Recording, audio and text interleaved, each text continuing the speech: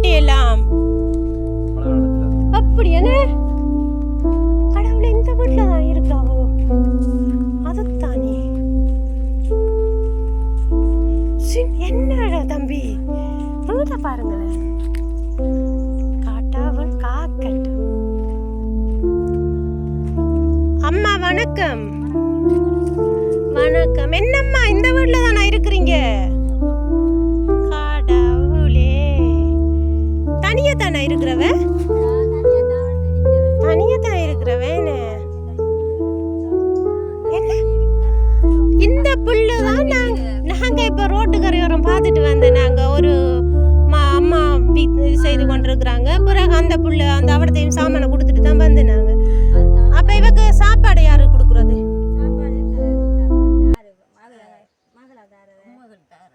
மகள் தாரா. சரி சரி அம்மா. சரி சரி செய்து எத்தனை வயசு இந்த அம்மாவுக்கு? முதியோர் காசு வருது. சரி சரி. முதியோர் காசு எவ்வளவு கிடைக்குது? ஆஹா 3000 ரூபா தராங்க. சரி அம்மா. நாங்கள் வந்து அம்மா ஏழைகளின் தோழர்கள் என்ற அமைப்பினூடாக வந்திருக்கிறோம். அப்போ நாளைக்கு எங்களோட நண்பர் ஒரு ஆளுக்கு பிறந்த நாள்.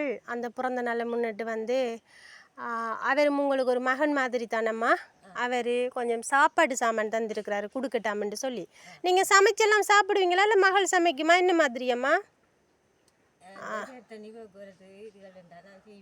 ஆஹா சமைச்சு சாப்பிடவே இல்லாத நம்மா கண்ணும் தெரியாதாம்மா? சரியா கொஞ்சம் இருங்க வாரம் இந்த தம்பி வரட்டும். இல்லை கொடுங்க நீங்க. ஓ நான் தான் அதான் போடுறதுக்காக பார்த்தீங்களா வேலையா? எல்லா இடத்தையும் கொடுப்பேன். சரி சரி அப்பா இந்தாங்கம்மா. சரியா அரிசி கொஞ்சம் சாப்பாடு சாமான்லாம் இருக்குது. சரியா சரிங்க. சரி உங்களோட மகனுக்கு நாளைய பிறந்த நாள் என்ன சொல்றீங்க? மகனுக்கு பிறந்த நாள் வாழ்த்து சொல்லணும். பிறந்த நாள் வாழ்த்து சொல்லுங்க. அட்வான்ஸ் வாழ்த்து சொல்லுங்க. என்ன மகனுக்கு பிறந்த நாள் தெரிவிச்சு கொண்டு நான் வாழ்த்துக்கிறேன். சரி அம்மா. சரி சரி அம்மா. நல்லா இருங்க. கடவுளோட ஆசீர்வாதம். நல்லா இருங்க. நாளைக்கு சமைச்சு சாப்பிடுங்க. உங்களோட மகனை நினைச்சு சந்தோஷமா சாப்பிடணும். சரியா? சரி அம்மா. வாரம் போயிட்டா? சரி அம்மா.